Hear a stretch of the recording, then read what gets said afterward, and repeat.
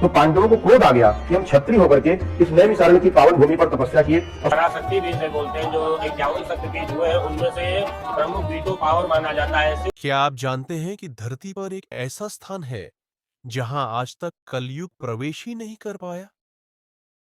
जी हां, उत्तर प्रदेश में गोमती नदी के किनारे स्थित है नैमिषारण्य, एक ऐसा पावन स्थल जहां ऋषियों की तपस्या, देवताओं की गाथाएं और मोक्ष का मार्ग आज भी जीवित है।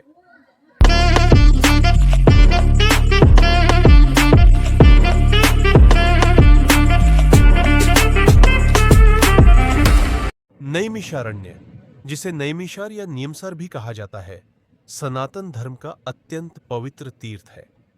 रामायण, महाभारत और अनेकों पुराणों में इसका उल्लेख मिलता है। कहा जाता है कि ब्रह्मा जी ने इस स्थान को विशेष रूप से मोक्ष का द्वार बनाया, ताकि यहां आने वाला भक्त अपने सभी पापों से मुक्त होकर दिव्यता को पा सके। महर्षि दधीचि ने यहीं अपनी अस्थियों का दान किया था, जिससे इंद्रदेव का वज्र बना और दैत्यों का नाश हुआ। यही वह स्थल है जहां वेद व्यास जी ने महाभारत और पुराणों का संकलन किया। भागवत पुराण के अनुसार 88,000 ऋषियों ने यहां एकत्र होकर सूत महर्षि से पुराणों का श्रवण किया। यह देवी ललिता शक्तिपीठ के रूप में विद्यमान है। नैमिषारण्य के प्रमुख दर्शनीय स्थल। 1. चक्रतीर्थ। नैमिषारण्य का सबसे पवित्र और केंद्रीय स्थल है चक्रतीर्थ। इसे न केवल इस क्षेत्र की आत्मा कहा जाता है, बल्कि यह पूरे ब्रह्मांड का आध्यात्मिक केंद्र माना जाता है। ब्रह्मा जी का चक्र पुराणों के अनुसार जब देवताओं और ऋषियों ने ब्रह्मा जी से यज्ञ करने का सबसे पवित्र स्थान पूछा, तो उन्होंने अपना चक्र सुदर्शन चक्र की भांति पृथ्वी पर छोड़ा। वह चक्र घूमते हुए इसी स्थान पर आकर रुक गया। तभी से यह भूमि यज्ञ, तपस्या और मोक्ष का सर्वोत्तम स्थल मानी गई। आकृति और रहस्य यहां एक गोलाकार कुंड है, जिसे चक्रतीर्थ कहते हैं। पानी का स्तर चाहे कितना भी घटे या बढ़े, यह कुंड हमेशा अपने गोल आकार और समान जल स्तर को बनाए रखता है। स्थानीय मान्यता है कि इस कुंड का जल कभी पूरी तरह सूख नहीं सकता, क्योंकि इसमें दिव्य ऊर्जा प्रवाहित है। गोमती नदी का उद्गम, कई विद्वानों का मत है कि गोमती नदी का उद्गम भी यहीं से होता है, इसलिए यह स्थल और भी अधिक पवित्र माना जाता है। कहा जाता है कि यहां से निकलने वाली धारा पूरे जीवन को शुद्ध करती है। पौराणिक महत्व। चक्रतीर्थ के चारों ओर अर्षियों ने अनगिनत यज्ञ किए। यहीं 88,000 अर्षियों ने पुराणों का श्रवण किया था। कहा जाता है कि यहां स्नान करने से मनुष्य के 84 लाख योनियों के बंधन कट जाते हैं और जन्म मरण का चक्र समाप्त हो जाता है। तीर्थ यात्रा का केंद्र नैमिषारण्य आने वाला हर यात्री सबसे पहले चक्र तीर्थ में स्नान करता है और फिर अन्य दर्शनीय स्थलों की यात्रा करता है। इसे नैमिषारण्य का प्रवेश द्वार भी कहा जाता है। आध्यात्मिक अनुभव। भक्तों का विश्वास है कि इस कुंड का जल पीने और स्नान करने से न केवल पाप धुल जाते हैं, बल्कि मानसिक शांति और आत्मिक बल भी प्राप्त होता है। कई श्रद्धालु कहते हैं कि यहां खड़े होकर आंख बंद करने पर एक दिव्य ऊर्जा का अनुभव होता है। ललिता देवी मंदिर, नैमिषारण्य का शक्तिपीठ। शक्तिपीठ ललिता देवी जो जाना जाता है मंदिर, ये पराशक्ति भी इसे बोलते हैं, जो 51 शक्तिपीठ हुए हैं उनमें से प्रमुख वीटो पावर माना जाता है। शिव शक्ति जब दोनों लोग विलीन हुए तो ब्रह्मा विष्णु महेश की उत्पत्ति हुई।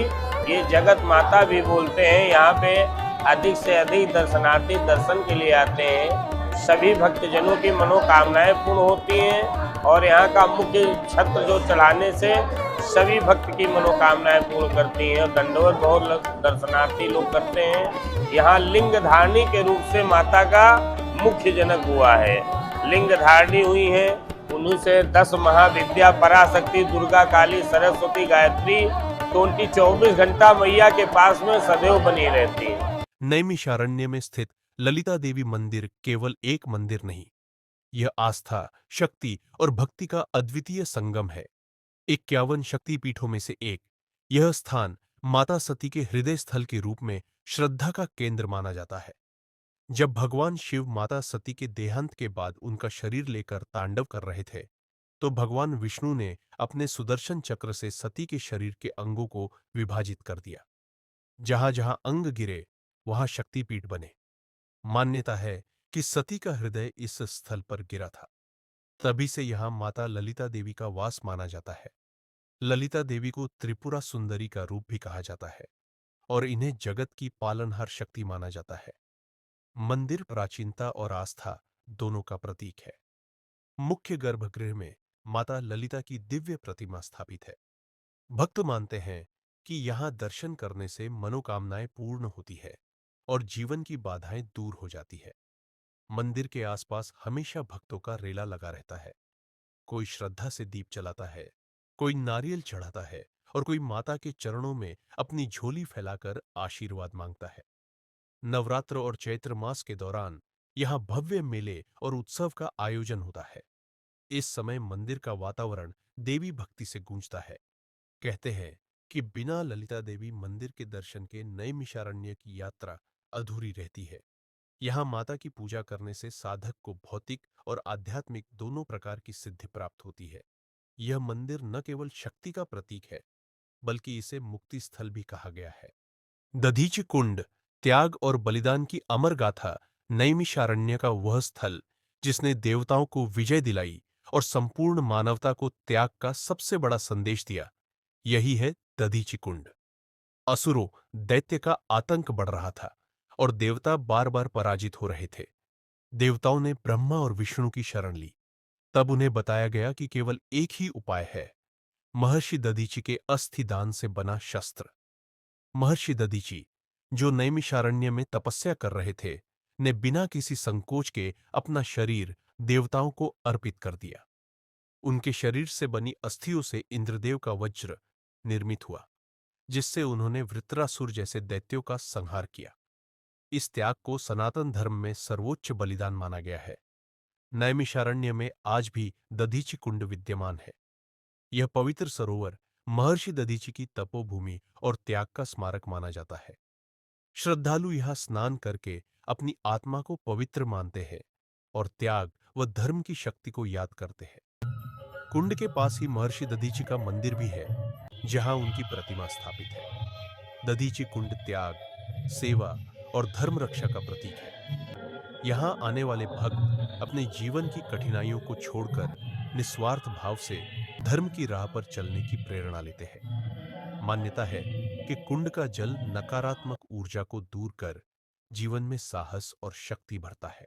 हनुमानगढ़ी, प्रभु श्रीराम के भक्त की तपोभूमि नैमिषारण्य का वह स्थान जहां शक्ति और भक्ति एक साथ अनुभव होती है, जहां बजरंग बली का आशीर्वाद हर भक्त को साहस और संरक्षण का वचन देता है, यही है हनुमानगढ़ी।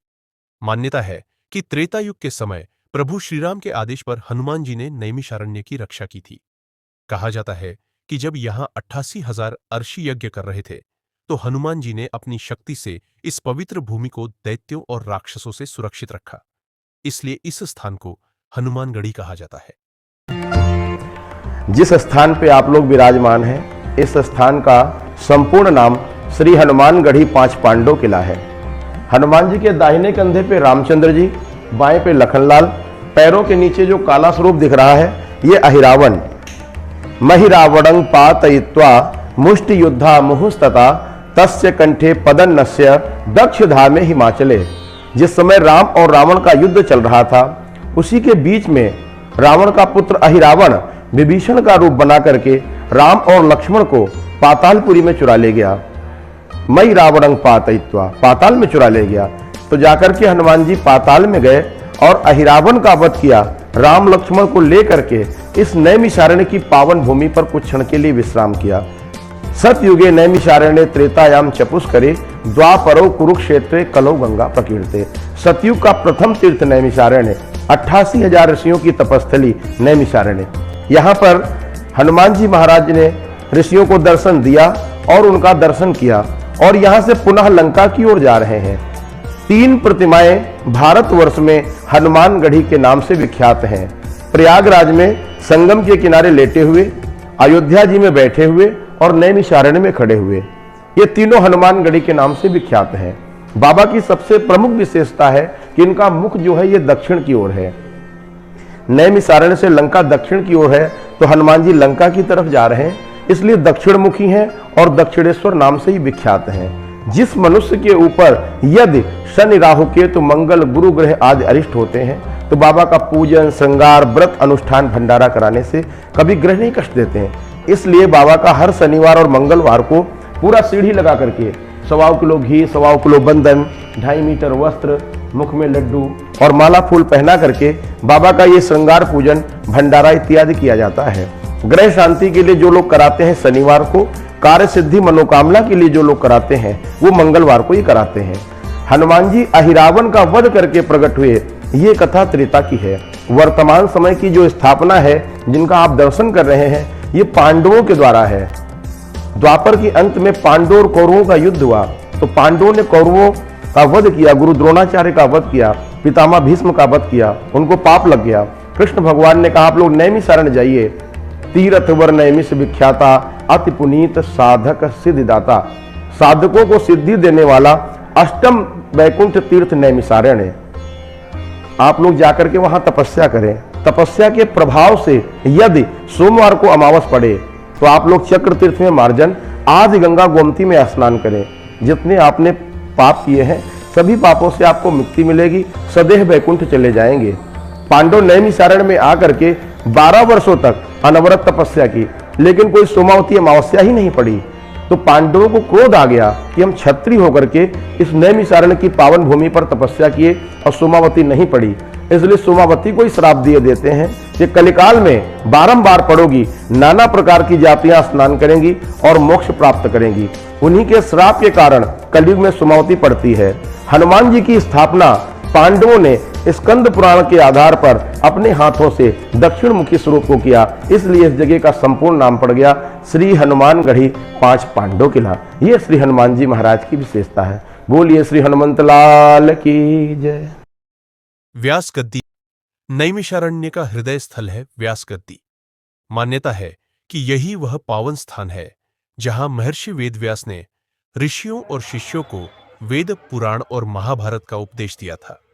यहीं पर उन्होंने 18 पुराणों और ब्रह्म सूत्र की रचना की और यही स्थान ज्ञान व अध्यात्म का जीवंत प्रतीक माना जाता है। व्यास गद्दी को एक ऊंचे चबूतरे के रूप में देखा जा सकता है, जहां परंपरा के अनुसार हजारों वर्ष पूर्व वेदव्यास आर्षि बैठकर शास्त्र वाचन करते थे। चारों ओर घना वातावरण और साधकों की उपस्थिति इस स्थल की गंभीरता को और बढ़ा देती है। यहीं पर उनके शिष्य सूत जी ने भी महाभारत और पुराणों की कथा आगे बढ़ाई। ऐसा कहा जाता है कि जब शौनक आदि 88,000 ऋषियों ने वेदव्यास से जीवन, धर्म और मोक्ष से जुड़े प्रश्न किए, तो उनके उत्तर यहीं पर दिए गए और इन्हीं से पुराणों का स्वरूप बना।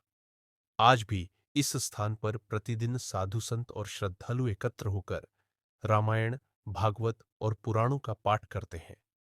व्यास गद्दी पर बैठकर कथा सुनना भक्तों के लिए अत्यंत पुण्यकारी माना जाता है। पौराणिक मान्यता यह भी है कि व्यास गद्दी पर बैठने से मन की शांति, ज्ञान की प्राप्ति और आध्यात्मिक उन्नति होती है। यही कारण है कि इसे नैमिषारण्य की आत्मा कहा जाता है। 5099 साल पुराना वट वृक्ष नैमिषारण्य में स्थित यह प्राचीन वट वृक्ष लगभग 5099 वर्ष पुराना माना जाता है।